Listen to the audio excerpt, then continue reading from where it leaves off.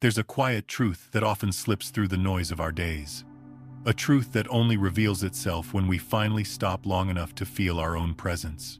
Sometimes, all it takes is one slow exhale, one softened gaze, one moment of being fully here, and suddenly, the world looks different. Not because the world shifted first, but because something inside you did.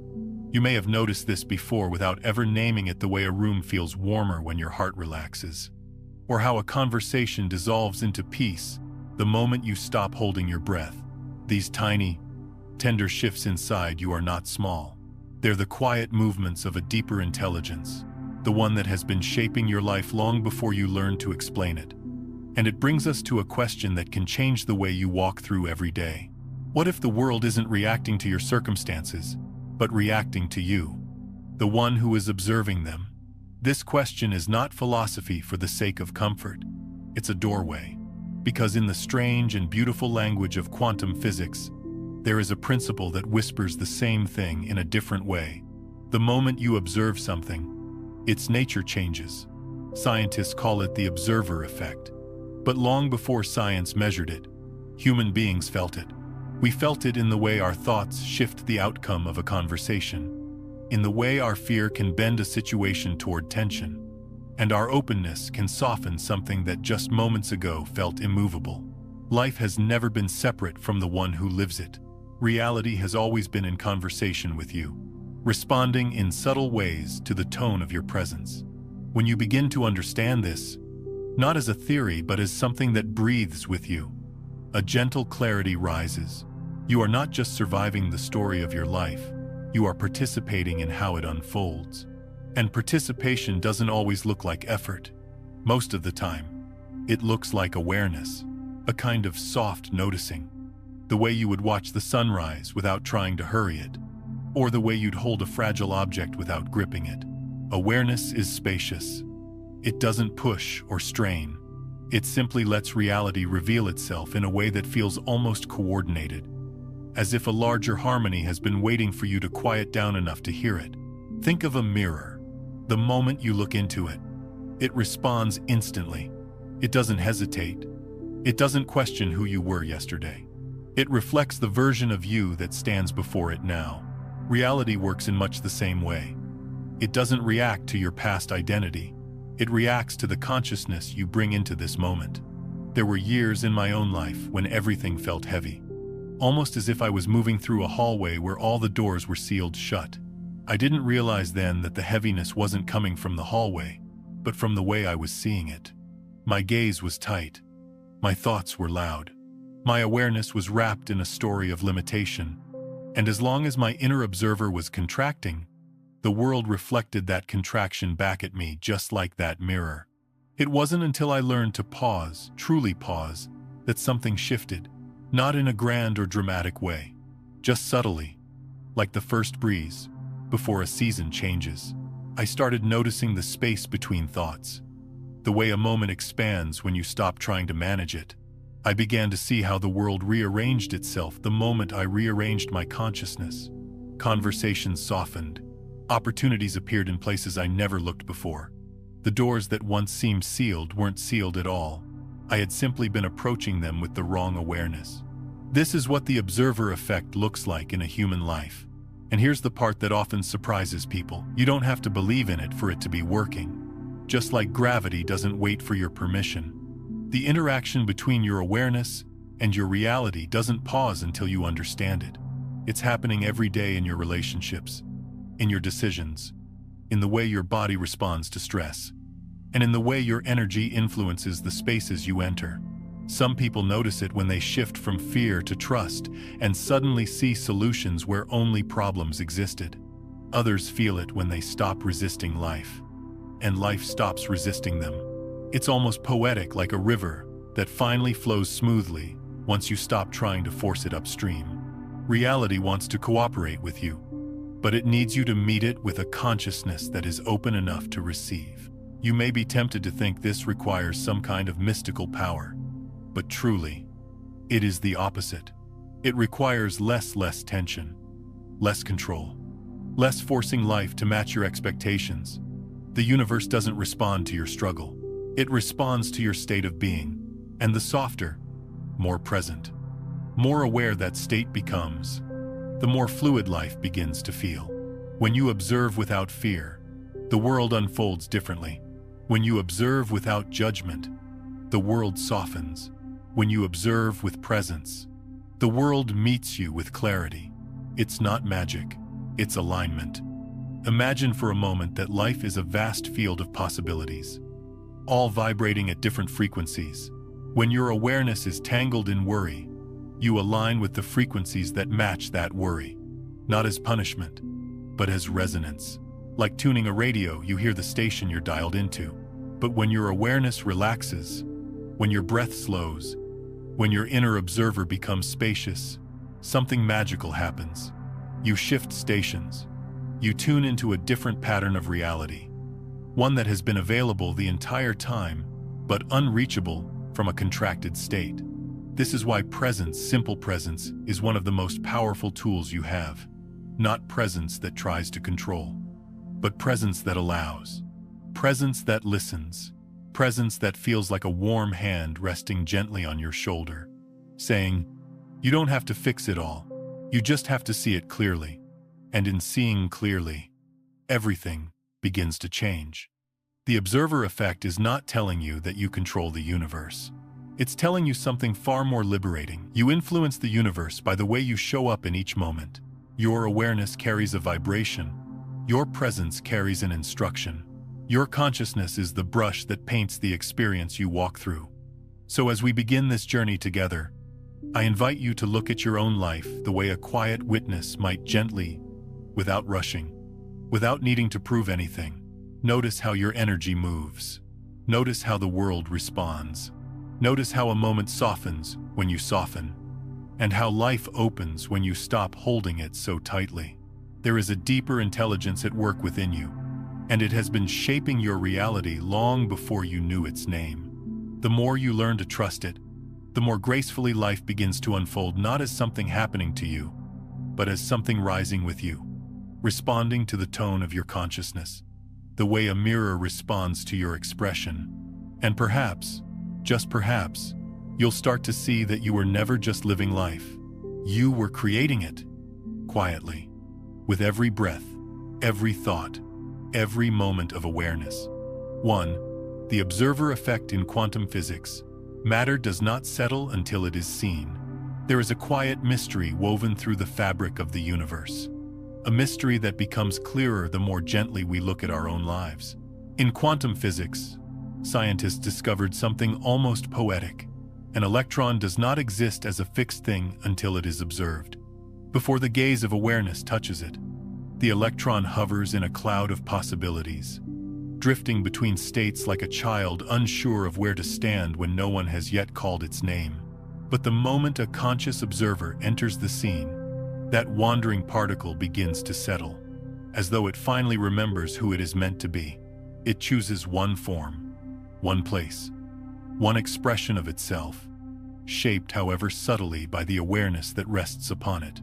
This discovery startled scientists, but for those who have spent years navigating the fragile terrain of their inner world, it feels strangely familiar. We have all felt moments in life when we were like that unobserved electron scattered, uncertain, stretched between versions of ourselves that had not yet solidified. Perhaps it was during a season of grief when identity felt fluid and nothing seemed steady underfoot. Or perhaps in those years of searching, when you could sense the person you might become, but had not yet stepped fully into that shape. In those moments, we drifted silently, holding within us countless possibilities, each waiting for one thing: the soft recognition of awareness. Awareness is the quiet call of someone saying, "I see you." And the moment we feel that inner gaze, the moment we turn our own presence toward the parts of ourselves we once pushed aside, something within us begins to settle, not with force, not with control, but with the gentle certainty of a child stepping forward because someone finally spoke their name with kindness. The observer does not force the electron into place. The observer simply acknowledges it. And in that recognition, the electron naturally chooses a form. This mirrors our inner world in ways that are not mystical but painfully human. When we refuse to see ourselves, when we deny our fears, ignore our longings, bury our wounds, we remain scattered, pulled in many directions, unable to rest in who we are. But the moment we turn toward our own experience with clarity, when we observe ourselves with honesty and tenderness, parts of us that once trembled begin to find their footing. The observation is the permission. The observation is the acceptance. And acceptance has always been the force that allows a human being to become whole. I remember a period of my own life when everything felt suspended in uncertainty, almost as if I was living in that quantum fog where no option was real. And yet every option was possible. I kept waiting for the world to tell me who I needed to be, to assign my place, to decide which version of me was allowed to exist. But the world remained silent, not because it was unkind, but because it was waiting for something I didn't yet understand. It was waiting for me to look at myself, not to judge, not to correct, not to tighten my grip, but simply to observe the person I had become with a gentleness I had never learned to offer myself. When I finally did, when I allowed my awareness to rest on my own life as softly as sunlight rests on a trembling leaf, I felt the same quiet shift the electron feels. The scattered pieces began to gather. The fog began to thin. My life did not snap into place in an instant, but it began to settle in the same way a frightened child relaxes when someone kneels down, looks directly into their eyes, and says, "It's all right. You can be here." This is the human version of the observer effect, and it matters more than we often realize, because your life is not waiting for circumstances to organize themselves. It is waiting for you to look at it with presence. It is waiting for you to acknowledge what is actually happening inside you, without the haze of old stories, without the weight of inherited expectations, without the judgment that keeps you fragmented. When you finally stop long enough to see yourself clearly, your inner world begins to choose form, just as the electron does. Your intentions sharpen, your energy becomes coherent, your path begins to reveal itself, not because you forced clarity upon it, but because clarity is the natural consequence of observation. There is a softness to this process that many people overlook. They think transformation requires effort, that becoming whole requires tightening, pushing, correcting, but the universe operates differently. The quantum world teaches us that the greatest shift happens not through force, but through awareness, not through striving, but through noticing, not through control, but through a presence that allows everything to align in its own time. When we observe a situation in our life without resistance, we stop adding noise to it. We stop feeding the chaos. We stop vibrating at the frequency of fear. And in that space, clear, steady, uncluttered, the situation begins to find its own natural order. Relationships heal when we observe them with understanding instead of accusation. The body relaxes when we observe it with compassion instead of frustration. Even our future becomes more stable when we look at it with trust instead of dread. In a world that praises speed and productivity, slowing down enough to observe may feel like weakness. But in truth, observation is the root of power. It is the foundation of creation. It is the moment when you step out of the fog of reactivity and into the quiet spaciousness where choice becomes possible. You are no longer tossed around by circumstance. You are no longer scattered across timelines of fear and desire. You become conscious, and consciousness is the force that shapes reality. Think again of that hesitant child. Without your presence, they remain uncertain, shifting, unsure of their place. But when you look at them, really look, they settle. Not because you commanded them to, but because your presence granted them permission. This is how matter behaves. This is how consciousness behaves. This is how your life behaves. And when you understand that, you begin to walk differently. You begin to choose differently.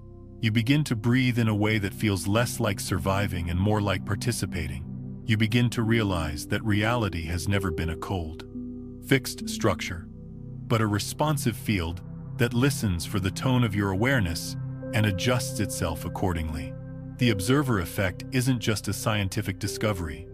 It is a mirror held up to your deepest truth. Your awareness is not passive, it is creative. Your presence is not small, it is formative. Your gaze does not merely witness reality, it shapes it. And as this understanding sinks into your life, not as theory, but as lived experience, you begin to see that every moment is a doorway, every breath is an invitation, and every thought is a gentle ripple across the surface of your unfolding reality. 2. Consciousness does not merely witness reality, it shapes it every second.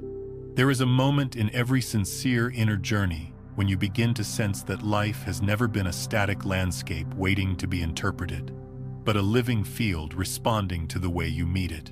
It often arrives quietly, in the space between thoughts, in the pause before a reaction, in the soft recognition that the world around you feels different when you feel different. And from that moment on, a subtle yet profound truth begins to take root inside you. Your consciousness is not a camera recording reality, it is the brush that paints it. For most of our lives, we were taught the opposite. We were told that the world comes first, and our perception comes second, that reality stands firm, unchanging, until our senses register it. We learn to believe that we must wait to see something before allowing ourselves to believe in it. But the quantum world suggests a far more intimate relationship, one that turns the old logic inside out. In the realm of the very small, particles arrange themselves not because they are forced to, but because the observer brings coherence to the field. Reality doesn't say, "Believe after you see." It whispers, "Believe so you may see." This reversal is not just a scientific curiosity. It is a doorway into understanding the power that has quietly shaped your life since the day you were born. Consciousness is not a passive witness. It is the first movement, the spark that calls reality into form. Long before an event appears in your experience, there is a shift in your awareness, a soft leaning toward trust or fear, expansion or contraction, openness or protection. And that leaning becomes the gravitational pull that gathers the circumstances of your life. Think for a moment of the times you walked into a room carrying worry. You may not have said a word, yet the room seemed to contract around you. Conversations tightened. People sensed the heaviness without knowing why. And the world reflected a tension that felt strangely familiar. Now think of the moments you entered a space with a calm heart, when your breath was steady and your mind open. Somehow, without effort, the room softened. People met you with warmth, and life unfolded with a gentleness you did not have to earn. Nothing external changed first. You changed first. And the world rearranged itself in response. This is the living truth behind the idea that consciousness shapes reality every second. It is not metaphysical fantasy. It is resonance. It is the subtle choreography between your inner state and the field of possibilities around you. When your consciousness is tangled in fear, you draw toward yourself experiences that match that frequency, not as punishment, but as reflection. And when your consciousness relaxes into trust, you align with a very different stream of reality, one where solutions appear more easily. People respond more kindly, and life feels less like a battle and more like a river flowing in the direction of ease. For years, I believed that the events of my life were fixed, unmoving structures that I had to navigate with grit and discipline. I thought that change required force, that improvement demanded effort, that the world was something to conquer or outsmart. But life has a gentle way of breaking our illusions. It shows us, again and again, that the harder we push, the more rigid the world becomes, and the softer we become, the more fluid the world feels. Only after many seasons of exhaustion did I finally understand my outer life had always been shaped by the inner posture I carried through the world. There were days when my mind was heavy with expectation, and everything seemed to resist me. I thought I was chasing solutions, yet it was my very chase, the tension in my consciousness, that kept solutions out of reach. And when I finally surrendered, not out of wisdom but out of sheer fatigue, the strangest thing happened. The answers I had been fighting for appeared effortlessly. Situations that once felt impossible began to unravel on their own. It was as though life had been waiting, patiently, for me to stop gripping so tightly and allow it to support me. This is the paradox at the heart of consciousness. When you stop trying to control reality, reality finally has space to move. Quantum physics describes this in a simple way. A particle exists in many possible states until consciousness interacts with it, and then the field collapses into one expression. But the collapse does not happen mechanically. It happens relationally. And your life operates in this same relational field. Every time you direct your awareness towards something, you are shaping it. Every time you attach fear, you collapse the field into the version of reality that fear recognizes. Every time you breathe and soften, you collapse the field into the version of reality that trust calls forward. The world does not harden until you harden. The world does not close until you close. And the world does not brighten until you brighten first inside, then out. It may feel overwhelming to imagine that your consciousness is shaping reality every second, but truly, it is a liberation. You are not powerless in the face of life. You are not a victim of random events. You are not wandering through a world that is indifferent to your being. You are participating in a dialogue one breath at a time, one emotion at a time, one quiet choice at a time. Consider for a moment how many experiences in your life began with a feeling rather than an event. The relationship that blossomed after your heart opened just a little. The conflict that eased when you finally stopped defending yourself. The opportunity that emerged when you dared to imagine something better. These moments were not coincidences. They were the echoes of your consciousness. They were the evidence of a truth you may have sensed, but never fully named. Your inner state is the beginning of everything you experience. And this truth invites a gentle way of living. It invites you to become curious about the tone of your awareness. It encourages you to breathe before reacting, to soften before assuming, to notice before judging. Because every time you do, you shift the field. You invite a different version of reality to meet you. And life responds, not because you forced it to, but because you aligned with the part of yourself that has always been connected to something larger, wiser, and infinitely compassionate. In this sense, consciousness is not just the spark of creation. It is the bridge between who you have been and who you are becoming. The more deeply you recognize that your awareness shapes your world, the more gently you will begin to shape your awareness. You will no longer scatter your energy through fear.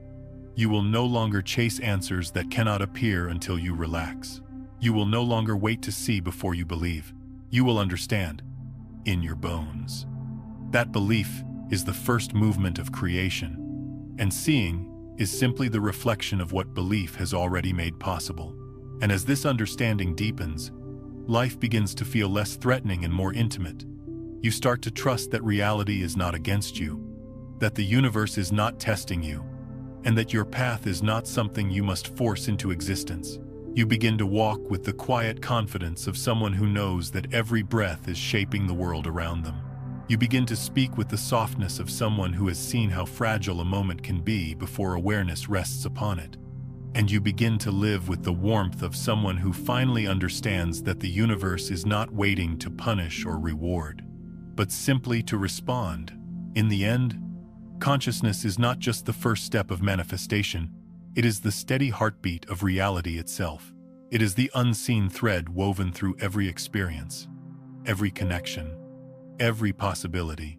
It is the gentle reminder that life is far more responsive, far more compassionate, and far more alive than we were ever taught to believe. And when you finally grasp that truth, not intellectually, but in the quiet center of your being, you will understand why the quantum world whispers its eternal invitation. Believe, and you will see. 3. The world as a mirror. You cannot see what you do not carry within yourself. There comes a moment, often after years of stumbling through darkness and searching for answers in every corner outside ourselves, when a quiet truth rises from within like a soft tide returning to shore. It comes without drama, without the thunder of revelation. Yet it lands with a weight that shifts the course of a life. The truth is this: the world only shows you what already exists inside you, not as punishment, not as judgment, but as reflection faithful, patient, and uncannily precise. A mirror has no agenda. It does not argue with you. It does not correct you. It simply reflects. And reality, in its vast and intricate dance, follows the same principle. It does not create meaning and impose it upon you. It reflects the meaning you carry. It shows you the contours of your own consciousness with a clarity that is sometimes uncomfortable, sometimes liberating, but always honest. This is why two people can walk through the same world and have entirely different experiences. One seeing beauty where the other sees threat. One finding hope where the other feels despair. One discovering paths where the other meets dead ends. The world did not change between them. The mirror did not shift its surface. What changed was the inner landscape being reflected. For much of my life, I resisted this idea. I wanted the world to explain itself. I wanted circumstances to be responsible for my suffering. I wanted external validation to heal the wounds I never dared to look at. But the world, like a mirror, remained neutral. It did not bend to my expectations. It simply showed me the unresolved patterns within myself, patterns of fear, patterns of scarcity, patterns of self-doubt. Every relationship that triggered me, every disappointment that echoed through my chest, every opportunity that slipped through my fingers carried the same quiet message. This is what you are still holding inside. And no matter how fast I ran, the reflection followed. There is something profoundly humbling about realizing you cannot escape yourself. Not because life is cruel, but because life is deeply committed to your awakening. When you fear rejection, you begin to see signs of rejection everywhere. When you carry resentment, the world offers endless reasons to stay resentful. When you feel unworthy, even kindness feels suspicious. Even love feels like a temporary loan that might be taken back at any moment. And yet, when the heart softens, when you finally allow yourself to breathe more gently, the world softens with you. I remember a period when everything I touched seemed to break. Conversations spiraled into conflict. Projects collapsed before they began. Even moments of joy felt fragile, as if happiness were a porcelain cup always at risk of slipping from my hands. I thought life was testing me, or that fate had withdrawn its favor. Only later, when exhaustion forced me into stillness, did I begin to see the truth. The turmoil outside was mirroring the turmoil within. My mind was noisy. My heart was guarded. My energy was clenched like a fist. I was meeting the world with suspicion, and the world responded in kind. It was not until I learned to sit with myself, truly sit, without distraction, without the armor of productivity, that the reflection began to shift. The first changes were subtle, almost easy to dismiss. A conversation flowed with more ease. A decision felt clearer. A moment of silence felt comforting instead of threatening. And as these small waves of change continued, I realized they were not coincidences. They were reflections of a quieter inner state. The mirror was simply doing its job. This understanding does not arrive with fireworks. It arrives with a softness that feels like truth. You cannot see peace until peace has found a space within you. You cannot recognize abundance until you stop gripping scarcity. You cannot meet love fully until the walls around your heart begin to crumble. The world is not hiding anything from you. It is simply unable to show you what you are unwilling to carry. Some people hear this and feel burdened, as if the quality of their inner world places too much responsibility on their shoulders.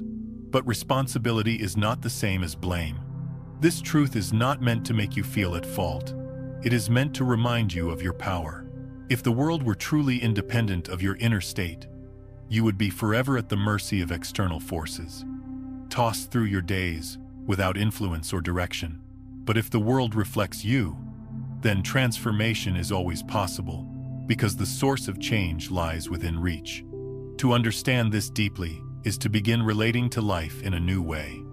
You no longer enter a room asking, "What will this place do to me?" but rather, "What energy am I bringing into this space?" You no longer look at challenges as enemies, but as mirrors, showing you the parts of yourself you have not yet integrated. You no longer wait for external events to grant you permission to feel whole. You begin to realize that wholeness has always been an inner phenomenon, and reality simply mirrors that wholeness once you allow it to take root. Imagine standing before a still lake. If your hand trembles, the reflection trembles. If your posture softens, the reflection becomes calm. You would never blame the lake for your shaking hand. And yet, in life, we often blame the world for reflecting the turbulence we carry. This is not a flaw in the design of reality. It is the very mechanism that guides us toward alignment. Without reflection, you would never know which part of yourself needed healing. Without mirroring, you would never recognize the patterns you unconsciously repeated. Without seeing your inner world on the outside, you might never awaken to the possibility of a different life. The world, then, becomes a compassionate teacher. Every painful reflection is an invitation to look inward, not with judgment, but with tenderness. Every joyful reflection is a reminder of your true nature. Every neutral reflection is a chance to observe without attachment. And as you learn to read these mirrors with gentleness, life becomes less of a battlefield and more of a dialogue.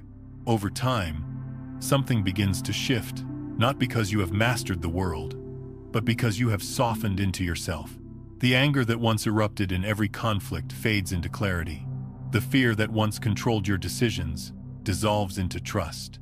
The loneliness that echoed through your chest transforms into the quiet recognition that you were never separate from the world, only separated from yourself.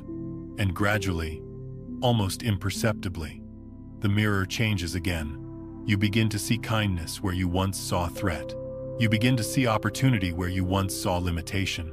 You begin to see love in places that once felt barren, not because the world has changed, but because you have changed. This is the simple, grounded, liberating truth at the heart of every spiritual journey. The outer world is an extension of your inner state. It does not create your consciousness, it reveals it. It does not punish you, it informs you. It does not reflect who you wish to be, it reflects who you are in this moment. And when you understand this in your bones, not as an idea, but as a lived experience, you begin to walk through life with a gentleness that feels like wisdom. You begin to see every moment as a mirror, every experience as feedback, every reflection as an opportunity to return to yourself. You begin to breathe in a way that no longer trembles, and the mirror finally settles, calm and clear, showing you the world you were always meant to see. 4. When your inner state changes, reality quietly rearranges itself. There is a tenderness in the way life responds to us, a softness that often goes unnoticed because we are so accustomed to looking for change in loud and dramatic forms. But the deeper truth is that reality rarely shifts with thunder. It doesn't announce its movement. It doesn't shake the ground to prove that transformation has begun. Instead, it reorganizes itself with the same subtlety as the dawn, so gradual, so gentle, that you only realize morning has arrived when the world is already filled with light. And this quiet reorganization always begins in one place, your inner state, long before circumstances shift, long before new opportunities appear, long before relationships heal or clarity arrives or a path opens. There is a moment inside you, a moment that may last only a few breaths, when something softens, a tension releases, a belief loosens its grip, a fear takes one step back, and in that small, almost imperceptible shift, the universe receives a new instruction, not because you demanded change, but because your inner landscape is no longer vibrating at the frequency of the old life. Life listens to your energy more closely than it listens to your words. Life responds to your tone long before it responds to your plans. And when the tone within you changes, the world recalibrates itself in ways you cannot yet measure. Think of a conversation in which your voice softens. Without commanding anything, the energy in the room shifts. The other person relaxes, their shoulders lower. The atmosphere becomes spacious enough for understanding to enter. You didn't ask them to be calm. You didn't instruct them to be gentle. Your tone did the work for you. It was the quiet signal that allowed the entire interaction to reorganize itself. The universe responds in the same way, subtly, immediately, faithfully, not out of obedience, but out of resonance. Reality is not reactive, waiting to explode or collapse in response to your behavior. Reality is responsive, attuning itself to the signal you broadcast through every emotion, every breath, every silent expectation. It does not punish. It does not reward. It mirrors the inner shift with precision, almost like a loving intelligence that has been waiting for you to soften first. For much of my life, I believed the opposite. I tried to force the world into shape. I tried to fix situations through sheer will, to push outcomes into existence, to use discipline and effort as tools for transformation. But the more I tightened my grip, the more tightly reality pushed back. The harder I tried to control life, the more chaotic it became. I thought I was shaping my destiny, but I was only amplifying the tension within me, and the world reflected that tension faithfully. Change did not come through effort. It came the moment I grew tired enough to release the illusion of control. It came when I stopped forcing myself into the next chapter and allowed myself to simply breathe within the chapter I was already living. It came in the pauses, the quiet surrender between one thought and another, the softening of a heart that had spent too long defending itself. And once that softening began, life responded with a gentleness I had never thought possible. The truth is that your inner state is like the tuning fork of your life. When the vibration shifts, everything around you must eventually shift to match it. You cannot hold a vibration of peace without drawing peaceful experiences toward you. You cannot embody trust without attracting pathways that reveal themselves only to those who trust. You cannot live with an open heart and continue encountering closed doors for long. And you cannot cling to fear without seeing the world through the distorted echo of that fear. This is not mystical thinking. It is the simple physics of a responsive universe. Just as a note played on one instrument causes the strings of another to hum in resonance, the frequency of your consciousness influences the field around you. When your inner music changes, the world hums differently. Consider those days when everything seems to flow effortlessly. You wake up with a sense of quiet gratitude. And without planning it, the day arranges itself kindly. Traffic is smooth. Conversations unfold with ease. And even unexpected events feel like gentle nudges rather than disruptions. You didn't earn this ease. You simply matched it. Your inner state created a field in which ease could reveal itself. And consider the opposite, a day when everything feels like a struggle. Doors close. Misunderstandings multiply. Nothing seems to go right. It isn't that the universe has turned against you. It's that your inner state has created a field of resistance. And life is reflecting that resistance until you recognize it. Soften into it, and allow it to dissolve.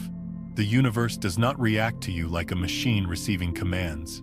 It responds to you like a river, responding to the shape of its own banks. When fear constricts your energy, the river narrows. When trust expands your energy, the river widens. The water doesn't fight you. It simply honors the shape you give it. As I began to understand this not through books or teachings, but through lived experience, a quiet knowing settled into my bones.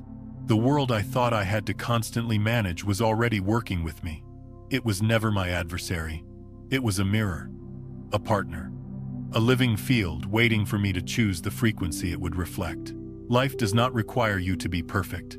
It does not require you to know the whole path. It simply asks you to notice your inner state and to tend to it with the same gentleness you would offer a frightened child.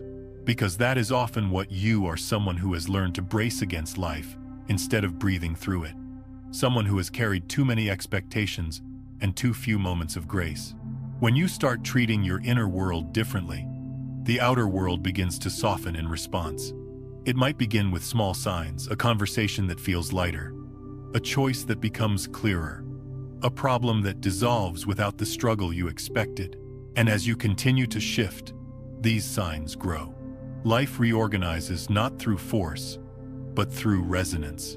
It moves the way a flock of birds moves when the leading bird changes direction smoothly, cohesively, almost imperceptibly. Your inner state is the leader. Reality follows. The most powerful changes in life are often the quietest, not because they lack magnitude, but because they begin in places no one else can see, in the tender territory of your inner world, where fear loosens, where hope breathes again, where trust becomes a soft anchor, where presence replaces urgency. And once that shift takes root, the universe takes a breath with you. It listens, it adjusts, it aligns. There is something profoundly healing about knowing you do not need to force the world into harmony. You only need to find harmony within yourself, and the world responds in kind. The universe is not waiting for you to conquer it. It is waiting for you to tune yourself to the frequency of the life you long for. Once you do, reality has no choice but to rearrange itself around you silently, faithfully, and with a precision that reflects the intelligence woven through everything. In this way, your inner transformation becomes the axis around which your entire life turns. And as your inner state shifts from fear to trust, from contraction to openness, from noise to stillness, you begin to walk through a world that feels less like an obstacle and more like a companion, one that hears you, feels you, and responds not to your words but to your being. That is the quiet magic of a responsive universe. And it begins, always, within you. 5. Your attention is energy. Wherever you look, life awakens there. There is a truth so simple that the mind often overlooks it, yet so powerful that once it settles into your awareness, it begins to reshape the way you walk through every moment of your life. The truth is this: your attention is not passive. It is energy. It is nourishment. It is the quiet force that brings things to life. Wherever your attention rests, reality begins to gather itself, much like wild seeds waking at the first warmth of spring. And wherever your attention withdraws, life slowly loses its color, dissolving the way mist disappears under a rising sun. We tend to think of attention as something small, like a flashlight shining on a corner of our experience. But in reality, attention is more like soil. Whatever you plant in it will grow. Give your awareness to fear long enough, and fear develops roots. Give your awareness to gratitude long enough, and gratitude becomes a garden. Nothing in your life can flourish without the nourishment of your presence, and nothing can survive for long if your presence is no longer feeding it. I learned this not from teachings or theories, but through the slow unraveling of years spent giving my attention to the wrong things: old wounds, imagined dangers, stories handed to me by people who never knew my soul. At the time, it felt as if life was heavy because life was heavy. But looking back, I see clearly that life was mirroring where my attention lived. I woke each day expecting difficulty, and difficulty came to greet me faithfully. I looked at myself with criticism, and the world reflected criticism back. The mind believes it is describing reality, but most often, it is simply describing its own focus. The shift began the moment I realized that what I paid attention to was not simply something I noticed, it was something I energized. Attention is not neutral. It is a form of participation. It is the invisible thread that binds your inner world to the outer world, shaping both in ways too subtle for the untrained eye, but unmistakable for the heart that has begun to wake up. Think of a neglected corner of a garden, left untouched for months. Without attention, weeds grow wild, not because they are malicious, but because they fill the spaces where intention is absent. The same happens within us.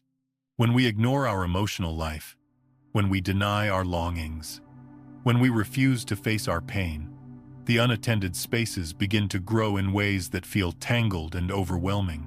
But the moment we turn our awareness toward them, not with judgment, but with curiosity, they begin to settle. They begin to breathe. They begin to find order simply because presence is a form of care. Attention is the first act of healing. And this does not apply only to wounds, but to everything you wish to welcome into your life. A dream without attention remains a dream. A relationship without attention slowly cools. A talent without attention grows dull. Even joy needs the warmth of awareness to stay alive. Life responds to the signal of your presence, the way a flower responds to sunlight. It opens. There is a reason spiritual traditions, ancient and modern, all return to the theme of attention. not because attention is moral, but because it is generative. It brings spirit into form. Quantum physics offers a parallel: particles remain in a cloud of probability until observed. Observation doesn't just reveal what is there, it shapes what becomes there. When you understand this, you begin to see the power of your attention with a kind of reverence. You begin to choose what you feed. You begin to understand why certain patterns have repeated in your life, and why certain possibilities have struggled to take root. To give attention is to invite something into existence. To withdraw attention is to allow it to fade. I often think of attention as a kind of inner light, not bright and forceful, but warm and steady. Like a candle carried into a dark room. The moment the light enters, the darkness is no longer frightening. The shapes you imagined become clear. The space becomes navigable. Darkness does not need to be fought. It only needs to be seen. And the same is true for the shadows inside us. They are not monsters to battle, only parts of ourselves, waiting to be illuminated by gentleness. Your life changes when you choose where this inner light will shine. There were times when I gave my attention to everything that drained me. I fed the voice of self-doubt until it grew strong enough to drown out hope. I fed the belief that survival required constant vigilance. And my world obliged by giving me endless reasons to remain tense. But all of this changed when I began redirecting my awareness, not forcefully, not with discipline, but slowly. Like someone learning to walk again, after years of forgetting how, I chose to pay attention to moments of softness instead of moments of fear. I chose to notice the quiet blessings that had always been there. I chose to look at myself with a tenderness that once felt impossible. And as my attention shifted, so did my life. Not instantly. Not dramatically, but clearly. Conversations became kinder. Choices became lighter. Moments of joy began appearing in places I had long overlooked. The world did not suddenly transform. What transformed was the part of me that decided which aspects of reality I would feed with my presence. Attention is the most generous thing you have to offer. It is also the most powerful. When you give your attention to love, love grows. When you give your attention to gratitude, gratitude multiplies. When you give your attention to the present moment, you stop living in the ghost of your past or the forecast of your fears. You come alive in the only place life has ever existed here. And when you truly arrive here, the world around you becomes more vivid, more responsive, more aligned with who you are becoming. There is a softness to this truth that comforts me still. You do not have to force your life into shape. You do not have to fix every broken thing. You only have to choose what you will feed with your attention. What you turn toward will expand. What you turn away from will fade. And what you nurture, consistently and gently, will one day become the landscape you walk through. Eventually, you begin to realize that life has never been about controlling the uncontrollable. It has always been about participating with awareness. You start to see that your attention is not a fragile beam of consciousness. It is a field of energy that shapes the reality you move through. You begin to understand that the universe responds not to your demands, but to your focus. And when this sinks into your heart not as a theory but as lived truth, you walk differently. You speak differently. You meet yourself differently. You begin to choose with intention. You begin to let go with trust. You begin to recognize the sacred simplicity in the way energy flows where attention goes. In time, you realize that what you nourish with your awareness becomes your life, and what you release from your awareness becomes your freedom. 6. Non-judgmental observation, the quiet key to transforming reality. There is a turning point in every inner journey when you finally understand that transformation does not begin with effort, with strategy, or with willpower. It begins with the simple, fragile, deeply human act of seeing without judging. This kind of seeing is not passive, nor is it indulgent. It is courageous. It is tender. And for many of us, it is the hardest thing we will ever learn, because it requires us to meet life not as we wish it to be, not as we fear it to be, but as it truly is, without the armor of interpretation. To observe without judgment is to look at reality without placing it into the familiar categories. The mind loves to use good, bad, right, wrong, success, failure. These labels are like old scaffolding built around our experience. Structures we have carried for so long that we mistake them for truth. But scaffolding does not let a building breathe. It restricts it, holds it in a shape long after its foundation has shifted. And in the same way, judgment freezes life. It traps a living, breathing moment inside rigid categories that leave no room for growth. When you remove the labels, even just for a breath, something extraordinary happens. The situation you thought you understood begins to soften. The emotions you once feared begin to loosen their grip. The person you were angry with suddenly looks less like an enemy and more like a human being carrying their own pain. And the part of yourself you have avoided for years, the fear, the wound, the insecurity begins to feel less like a threat and more like a child waiting to be acknowledged. Non-judgment is not apathy. It is spaciousness. It is the quiet decision to stop collapsing reality into the smallest possible story and instead allow it to open, to breathe, to reveal the layers you could not see when your mind was in a hurry to categorize. I learned this the hard way. During a season of my life when everything seemed to break under my feet, every disappointment felt like failure. Every conflict felt like confirmation that something was wrong with me. Every moment of uncertainty became evidence that I was falling behind. My mind judged everything, instantly and harshly, because judgment felt like control, but in truth, it only deepened my suffering. It kept me stuck. It kept me blind to the possibilities hiding behind the labels I clung to. It wasn't until I sat in a moment of complete exhaustion, when I no longer had the strength to decide whether the moment was good or bad, fair or unfair, that I began to see something new. The situation didn't change. I changed. The moment I stopped judging it, the moment I let it be exactly what it was.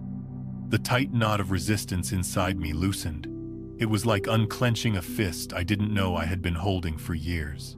And when that inner tension released, the world around me shifted in response. Conversations softened. Clarity emerged. Solutions that once felt impossible began to show themselves. Non-judgment did not solve the problem. It dissolved the barrier that kept the solution from entering. When you observe a situation without labeling it, you are not ignoring the truth, you are making room for a larger truth to enter. Judgment narrows reality.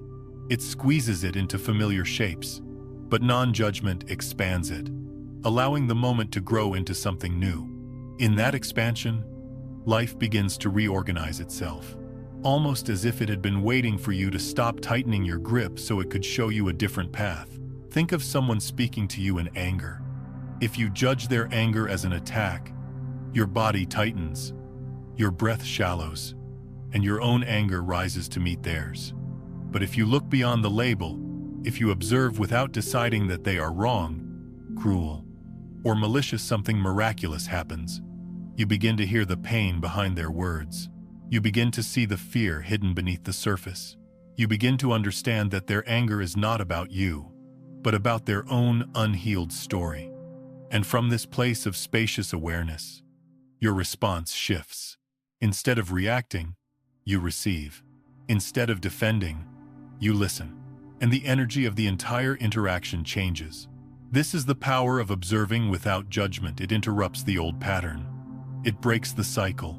It opens a new timeline. Life cannot evolve inside the tight grip of judgment.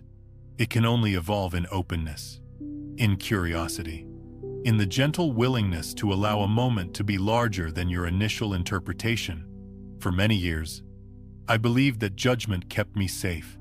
I thought labeling people as good or bad, situations as success or failure, emotions as acceptable or unacceptable, would help me navigate the world with precision. But all it did was shrink my vision. It kept me reacting to shadows instead of seeing the light behind them. It kept me trapped inside a reality shaped by fear rather than possibility. The day I began to practice non-judgment, my inner world expanded in a way that felt almost like breathing fresh air after years in a tight room. I discovered that pain is less frightening when you stop labeling it as wrong. Uncertainty is less paralyzing when you stop labeling it as danger. And people become profoundly easier to love when you stop insisting that they behave according to your expectations. Non-judgment does not mean you allow harm. It does not mean you stay silent in the face of injustice. It simply means that you approach each moment with clarity rather than pre-assigned meaning. You respond from awareness instead of reactivity. You act from wisdom instead of woundedness. And when you do this, when you choose to observe without instantly deciding what the moment means, life responds. It opens. It cooperates. It reveals paths you could not have imagined when your mind was trapped inside narrow definitions. This is why non-judgment is the key to transforming reality. It is not passive acceptance. It is not spiritual detachment or emotional numbness. It is the courageous act of meeting life as it is, without shrinking it with labels. Because the moment you stop labeling something, you stop fighting it. And the moment you stop fighting it, you stop feeding it. And the moment you stop feeding it, transformation begins.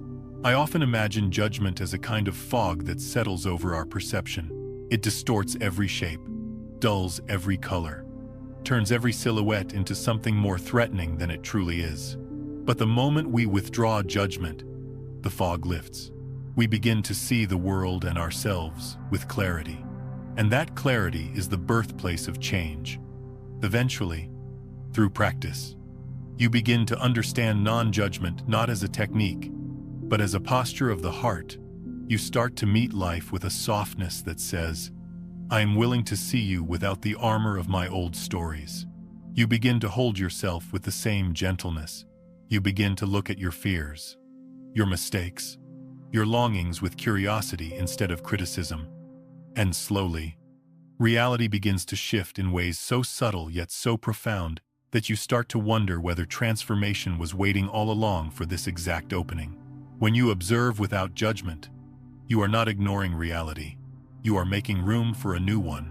And in that spaciousness, in that quiet, compassionate way of seeing, you begin to recognize the truth that has always been waiting beneath the noise.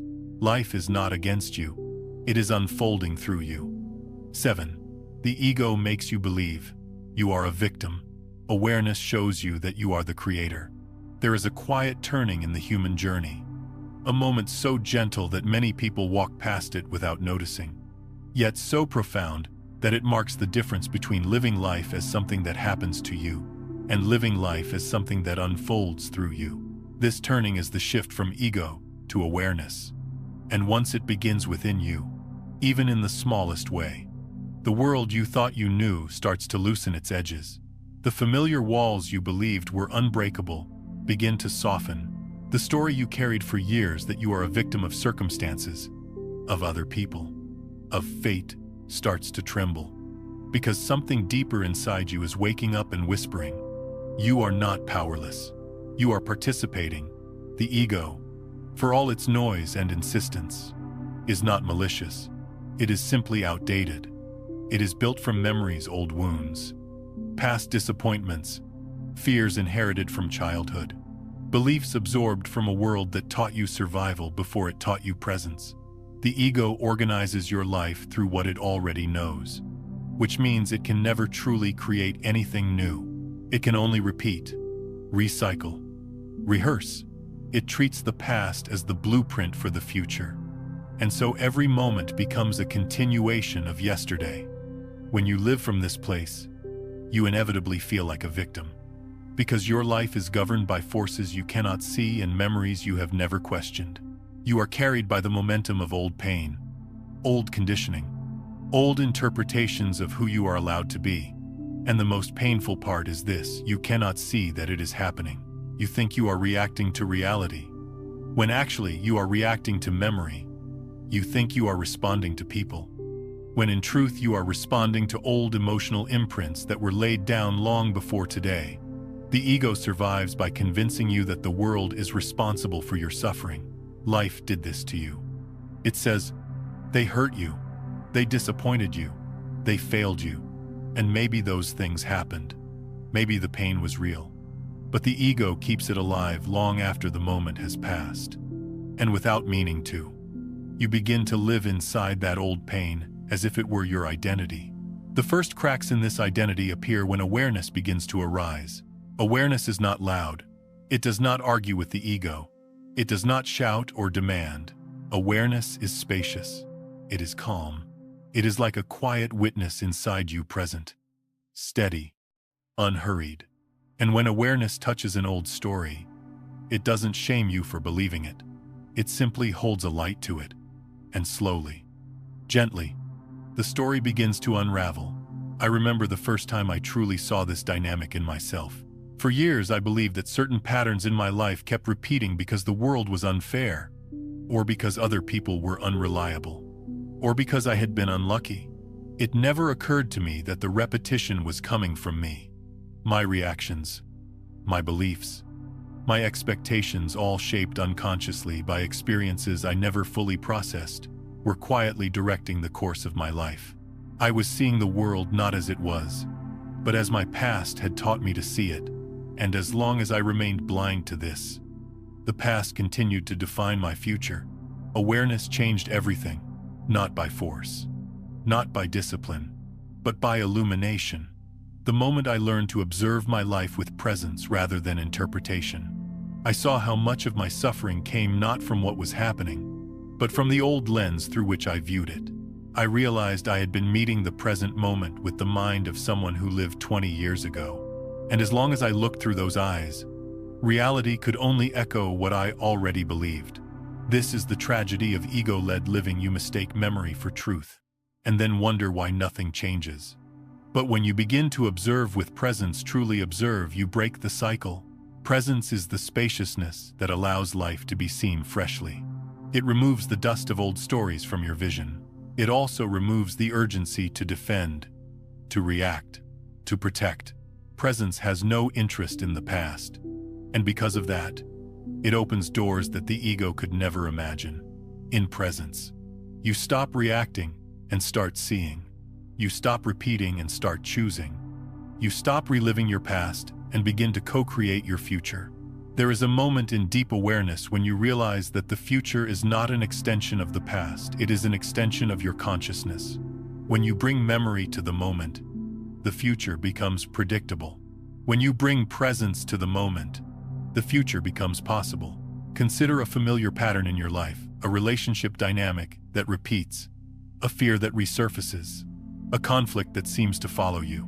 When the ego encounters these patterns, it says, "This always happens to me."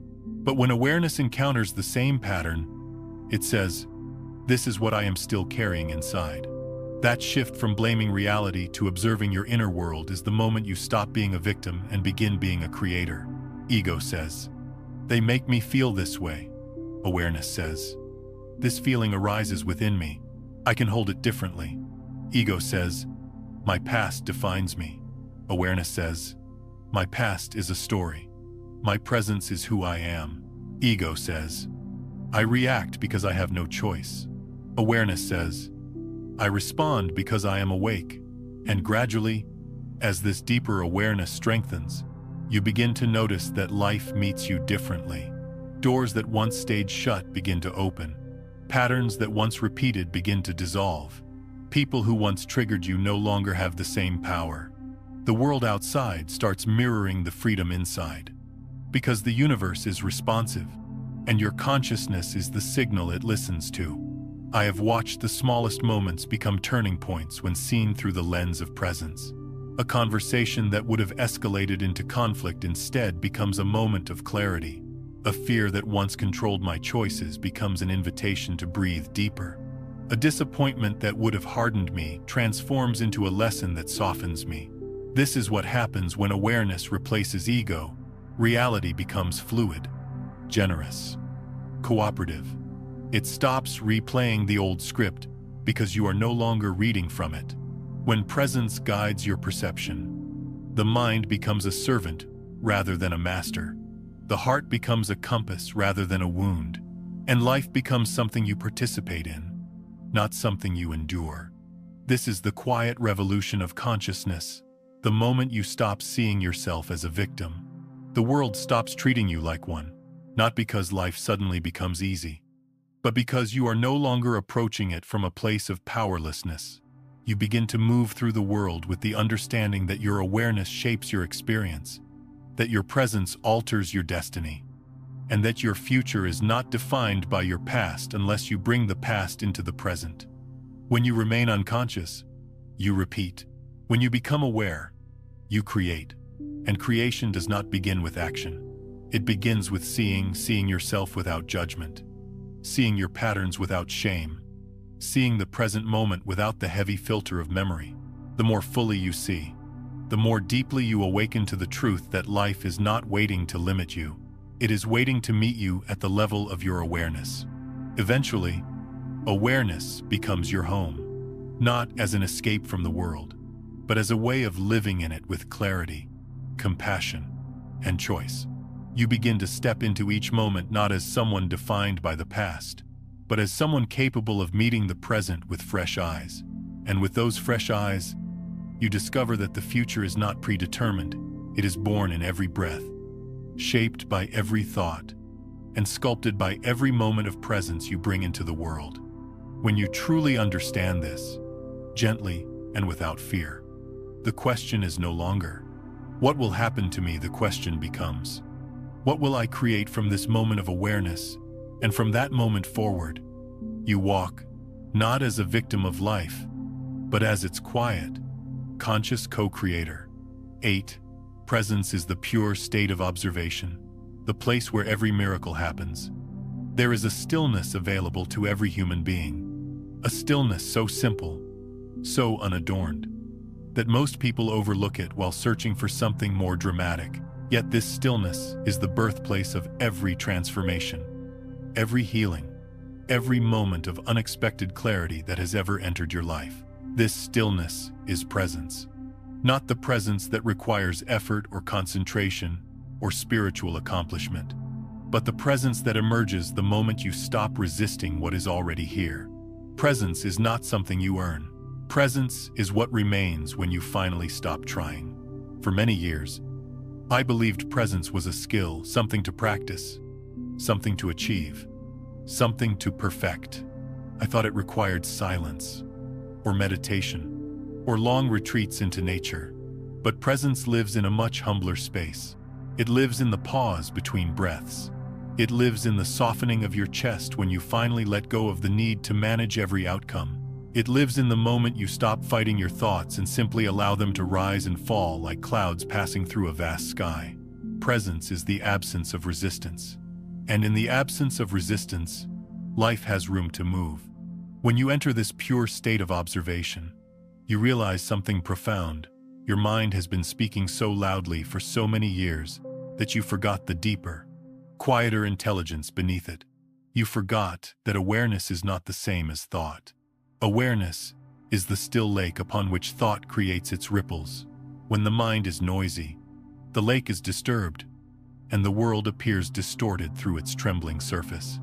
But when resistance falls away, the mind settles, and life reflects itself with astonishing clarity. The truth is that presence is not something you create, it is something you return to. Presence is your original state before fear, before judgment, before the long list of stories your mind built to protect you. Presence is what remains when you stop bracing against life. It is the soft ground that appears when the hard shell of defense finally cracks. And in that softness, miracles become possible not because the universe suddenly changes, but because your perception becomes wide enough to recognize what has always been available. There were times in my life when I mistook chaos for complexity, believing that the tangle of my thoughts reflected a complicated world. I did not realize that it was my internal resistance, my refusal to surrender to the moment that created the turbulence. Like someone thrashing in deep water, I was exhausting myself trying to stay afloat, never knowing that the water would have held me effortlessly if I had allowed myself to be carried. Presence is that surrender, not a surrender of defeat, but a surrender of trust. A surrender into the truth that life does not need to be controlled. It needs to be allowed. When you are present, the mind becomes quiet not because you silence it, but because it finally rests. The thoughts may still come, but they lose their sharpness. They lose their urgency. They lose the stickiness that once kept you trapped inside them. They move the way birds move across the sky, arriving, passing, disappearing, and you remain the vastness beneath them. In this state, your perception changes in ways so subtle you might miss them if you are not paying attention. A problem that once felt immovable begins to soften. An emotion that once felt overwhelming becomes a wave you can sit with rather than drown in. A conflict that once consumed you becomes simply a moment asking for understanding. It is not the world that changes, it is the way you see it. Presence brings clarity because presence brings truth. When the lake of the mind is still, you see things as they are, without the distortion of past wounds or future fears. You see that most of your suffering has been created by the stories the mind attached to events, not the events themselves. You begin to recognize that life is far more neutral, far more compassionate, far more fluid than the mind ever allowed you to believe. Presence is the end of inner struggle. And when the struggle ends, miracles begin. Sometimes the miracle is external, an unexpected solution, a serendipitous meeting, a sudden shift in circumstances. But more often, the miracle is internal, the dissolution of fear, the release of tension, the quiet realization that you no longer need the world to change before you can breathe freely. Presence gives you back your power because it returns you to the only place where life is actually happening here. When you are fully here, you stop living through memory or anticipation. You stop dragging the weight of the past into the present. You stop rehearsing imaginary futures as if worry were a form of preparation. Instead, you become intimate with the now, the softness of the air, the rhythm of your breath, the sensation of simply existing without needing to become something else. In this intimacy, the world becomes alive again. Colors appear richer, sounds become clearer, people reveal layers you never noticed. Awareness sharpens, not through effort but through relaxation. You realize how much beauty you missed when your attention was buried inside your thoughts. And slowly, life begins to feel less like a series of tasks and more like a field of experience, open, unfolding, responsive. I have seen moments of presence transform situations that seemed impossible. I have watched anger dissolve in a single breath of genuine awareness. I have watched grief soften its grip when someone finally allowed themselves to feel it without the story of what it means.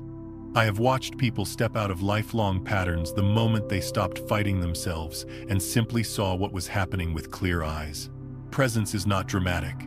Presence is not spectacular. Presence is natural. And because it is natural, the world responds to it instantly. Reality reflects the quality of your awareness, the same way a still lake reflects the sky. When you are tense, the reflection is broken. When you are trying too hard, the water ripples. But when you settle, truly settle, the reflection becomes clear. And you can finally see the truth that was hidden beneath the noise. Presence does not create miracles. Presence reveals the miracles that resistance once obscured. Eventually, slowly, tenderly, you begin to trust this state. You begin to recognize that everything you were searching for in the future has always been waiting for you in the present. You begin to understand that presence is not an escape from life, but the doorway into it. You begin to see that the quietest moments often carry the greatest wisdom, and you begin to feel, deep in your bones, that life is not asking you to strive, it is asking you to show up. This is why presence is the pure state of observation. It allows reality to express itself fully. It allows your consciousness to meet life without distortion. It allows your deeper intelligence, not the fearful mind, but the aware heart, to guide the moment. And when the aware heart leads, life unfolds in ways that feel coherent, compassionate, and aligned. Presence is the place where every miracle happens. Not because the universe becomes miraculous, but because you finally become available to receive what has been there all along. And in that availability, in that openness, that softness, that quiet willingness to be here, you discover a truth that heals everything it touches. When your mind becomes still, reality becomes clear. When resistance falls away, life begins to move. And when you are present, the world finally meets you as you truly are. 9. You have been co-creating with the universe all along, even when you didn't know it. There comes a moment in every honest inner journey when you look back at the path you've walked and realize something almost startling in its simplicity. Life was never happening to you. It was happening with you. Not as a partner you consciously chose, not as a force you fully understood, but as a field responding, moment by moment, to the quiet signals of your inner world. Every thought, every whisper of emotion, every subtle intention you carried, whether born of fear or trust, contraction or openness, was like a soft instruction sent into the quantum field, shaping the tone and texture of your experiences long before you recognized your role in the process. For years, most of us move through life unaware of this dialogue. We believe the world is fixed, and we are the ones adjusting to it, bending ourselves to fit its unpredictable contours.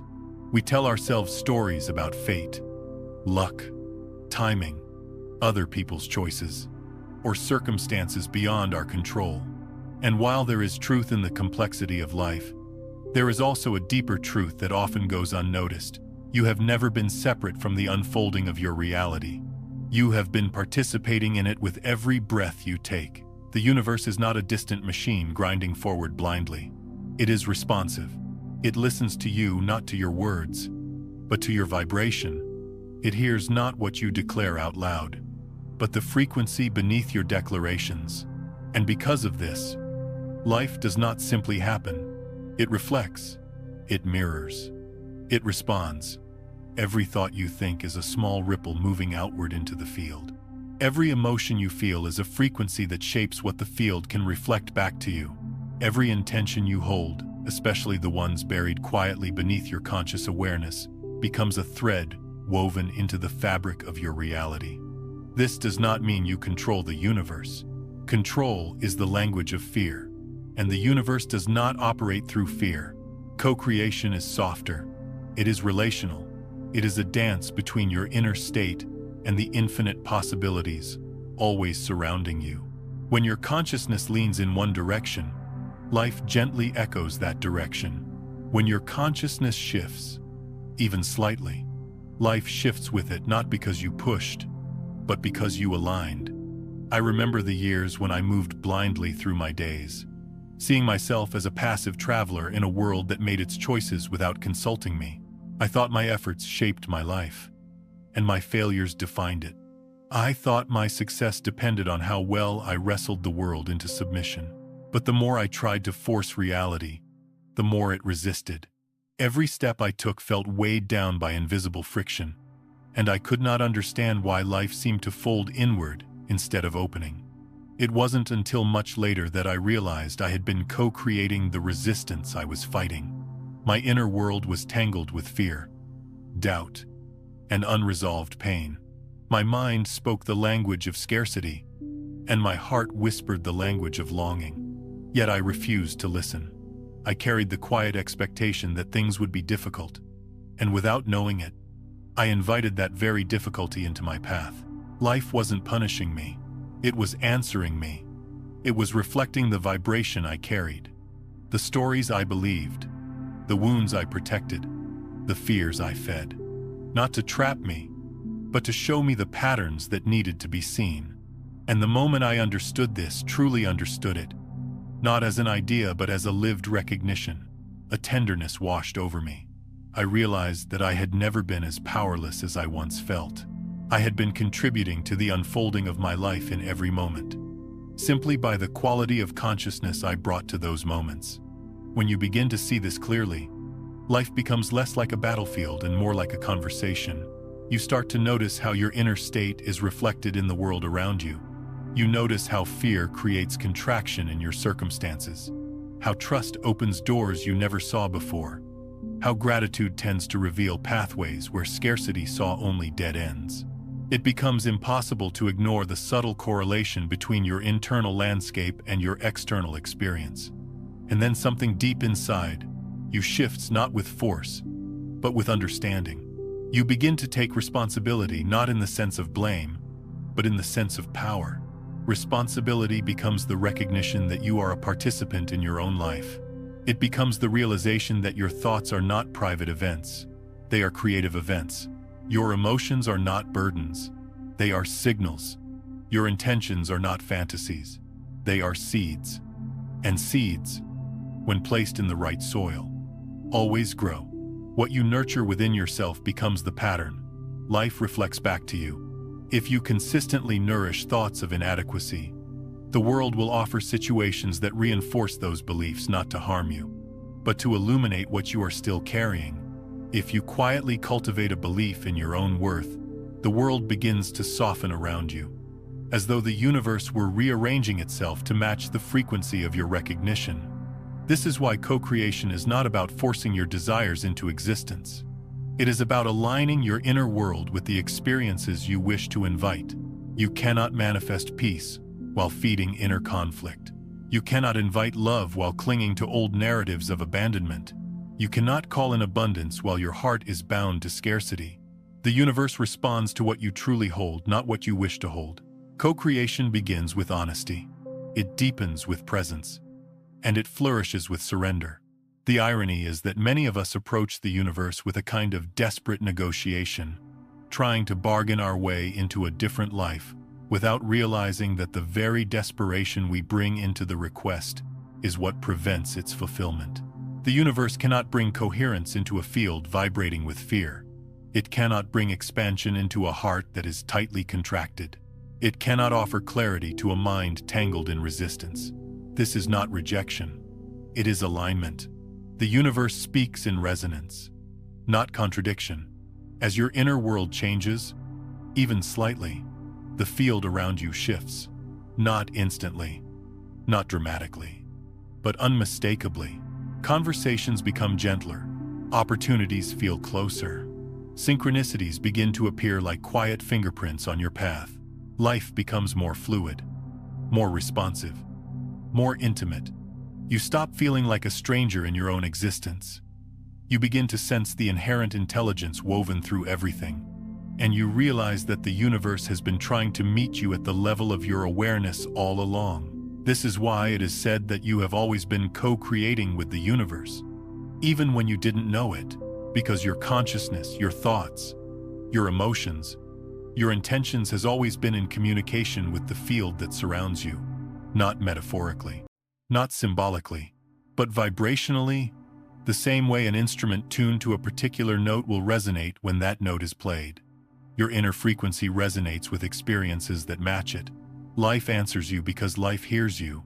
And when you finally realize that the world is not happening to you but responding to you, something profound softens inside. The fear of randomness fades. The belief that you are powerless dissolves. The heavy walls of victimhood begin to crack. And from that crack, a new light enters, one that has always been there, waiting for you to recognize it. From that moment forward, you stop asking, "Why is this happening to me?" And you begin asking, "What is this reflecting within me?" You stop feeling at the mercy of life. You begin feeling in relationship with life. You stop shrinking into old patterns. You start creating new ones with intention, clarity, and presence. And the universe, faithful as ever, responds. 10. When you become the conscious observer, you begin to live instead of reacting. There comes a threshold in every sincere journey inward, a point where something in you finally grows tired of being pushed around by the world, exhausted by the endless cycle of reacting to circumstances, emotions, and other people's choices. It is not a dramatic moment. It is not marked by any explosion of insight.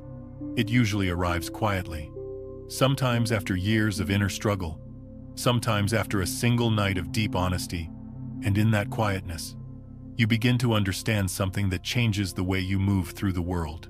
You are not the storm. You are the sky, watching it. Up until this point, most of life feels like a chain reaction. Something happens, and you respond instantly, pulled by old reflexes and unexamined emotions. The world acts, you react. Someone disappoints you, and you contract. A fear arises, and you obey it. A thought appears, and you believe it without question. You live as if the inner space of your being belongs to every external force that knows how to knock loudly enough. And without realizing it, You hand your power away to everything that stirs the surface of your life. But the moment you begin to observe with awareness, not through memory, not through fear, not through desire, you step out of the cycle. You begin to live with a depth that the reactive mind cannot understand. You begin to notice the space between a stimulus and your response. And that space becomes a doorway into freedom, into clarity, into the life that has been waiting beneath the noise of your conditioned reactions. Awareness is that doorway. Observation is that first step through it. When you start seeing yourself, your thoughts, your feelings, your impulses without immediately becoming them, something soft but powerful begins to open. It is as if your consciousness steps back just enough to witness the movement of the mind instead of being swept away by it. And in that witnessing, you become larger than the moment. You become larger than your fear. You become larger than the patterns that once held you captive. This is the beginning of true living. When you observe with awareness, you do not stop feeling. You stop drowning. You do not stop thinking. You stop being controlled by thoughts that were never yours to begin with. You do not stop experiencing the highs and lows of life. You simply anchor yourself in the one place that remains steady, regardless of the waves, the awareness behind it all. For years, I didn't know this was possible. I believed life was lived from the outside in, that circumstances dictated my emotional state. When the world was kind, I felt safe. When the world was harsh, I felt wounded. I lived as though I had no choice, as though I were a leaf being carried along by an unpredictable wind. The idea that I could stand still inside myself, even as the world moved chaotically around me, felt foreign. But slowly, as presence deepened, I began to understand that the power I had been searching for was never in controlling the wind, it was in learning to inhabit the stillness within. This stillness is not apathy. It is not detachment from life.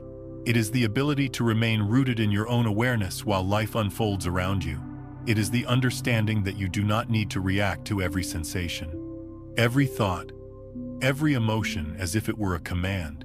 You begin to realize that your attention is no longer automatically pulled outward. It begins to rest gently within you, like a bird returning to its nest after a long journey of searching. When you see yourself first, your inner landscape, your patterns, your automatic reactions, you begin to understand the world in a new light. You are no longer looking outward with the desperation of someone trying to find themselves in circumstances. You are looking outward from a place of wholeness. You bring clarity to situations that once overwhelmed you. You bring spaciousness to conversations that once triggered you. You bring compassion to parts of yourself that once felt unacceptable. And the world responds to this shift. People around you begin to feel safer, not because you are trying to make them comfortable, but because your presence carries a steadiness that no longer depends on their behavior. Challenges begin to feel less threatening, not because they disappear, but because you meet them from the groundedness of awareness instead of the panic of reactivity. Life begins to open in unexpected ways, not because you force it to open, but because your inner state becomes spacious enough for new possibilities to enter.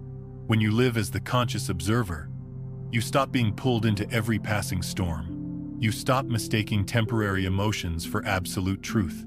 You stop believing that your thoughts define you.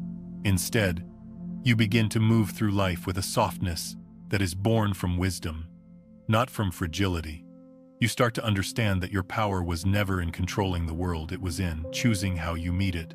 This subtle shift from reacting to observing changes everything. Because when you react, you create from fear. When you observe, you create from presence. When you react, you repeat the past. When you observe, you open the future. When you react, you lose yourself. When you observe, you rediscover yourself. The beauty of living as the conscious observer is that you do not need to escape your humanity. You simply stop being ruled by it. You feel deeply, but you do not drown. You think clearly, but you are not possessed by your thoughts.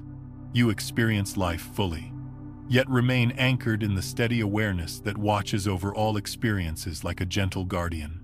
There will still be days when the old patterns rise, There will still be moments when you forget your own stillness and get pulled into the drama of the moment. But even then, the path back becomes clearer. Once you have tasted the freedom of observing instead of reacting, you cannot fully return to your old way of living. You know too much. Or perhaps more accurately, you are finally beginning to remember who you are beneath the noise. And when this remembrance becomes stable, the world feels different, not because the world has changed, but because you are no longer meeting it through the lens of unconsciousness. You are meeting it through awareness, and awareness changes the meaning of every moment.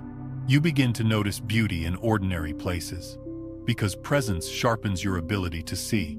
You begin to feel compassion where judgment once lived, because awareness reveals the humanity beneath the surface. You begin to soften into life instead of bracing against it, because the observer in you trusts what the fearful mind never could. And slowly, quietly, you begin to live, not as a bundle of reactions firing in response to a chaotic world, not as a character trapped in the story your past wrote for you, not as someone waiting for conditions to be perfect before you can feel peace. You begin to live as the awareness behind it all, steady, spacious, awake. From this place, you see yourself first, and then the world, not out of self-focus, but out of clarity. Because when you understand yourself, you understand life. When you anchor in awareness, you stop clinging to control. When you trust presence, reality reorganizes itself with gentleness. And that is what changes everything. You are not merely the observer. You are the creative force observing itself.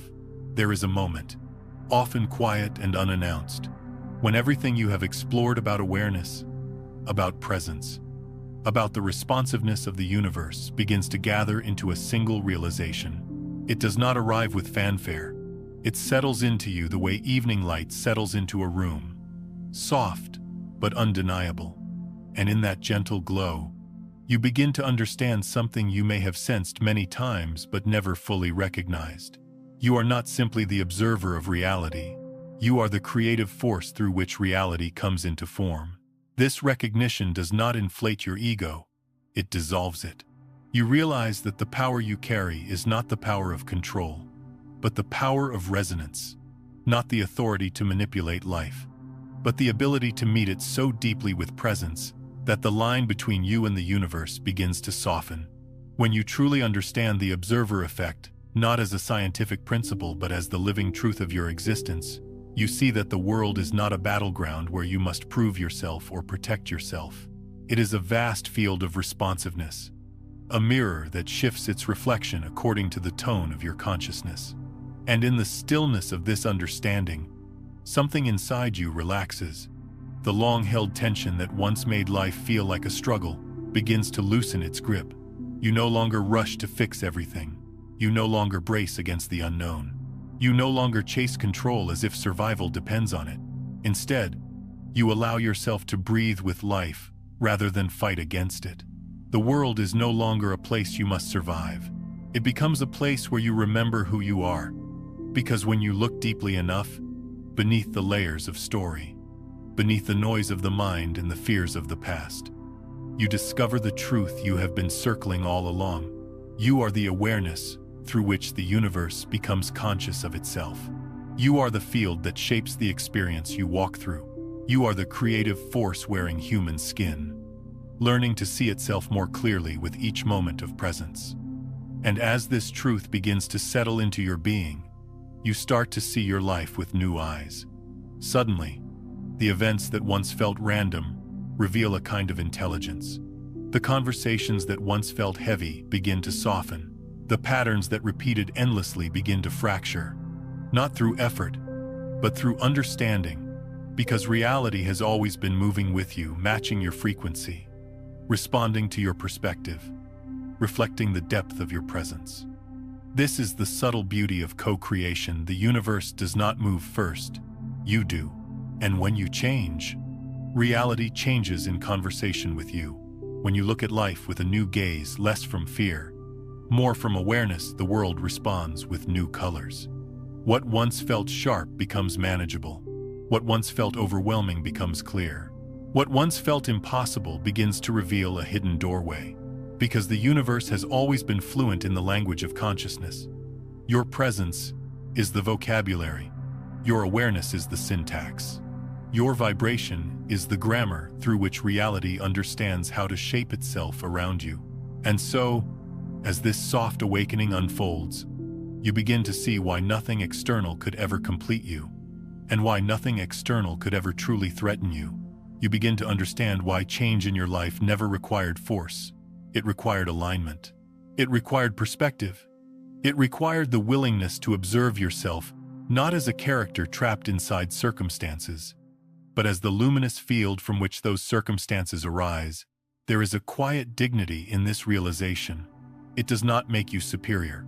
It makes you responsible not in the heavy sense of duty, but in the liberating sense of recognizing your participation in the dance of existence. You begin to carry yourself differently, not with certainty, but with presence, not with rigidity, but with openness, not with fear, but with a kind of gentle curiosity that turns every moment into a doorway for deeper awareness. And slowly, your questions begin to change. You no longer ask, "When will reality shift for me?"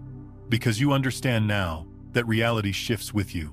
You no longer ask, "When will things get better?" Because you sense that things reorganize the moment your inner world becomes steady enough to receive them. You no longer ask, "Why is life doing this to me?" Because you know life is reflecting what is ready to be seen, healed, or released. Instead, a different question begins to rise, not from your mind, but from somewhere deeper, somewhere quieter, somewhere more ancient. From what state of being will I choose to look at this moment? This question is the threshold between unconscious living and conscious creation. It is the moment where you reclaim the authority over your inner world.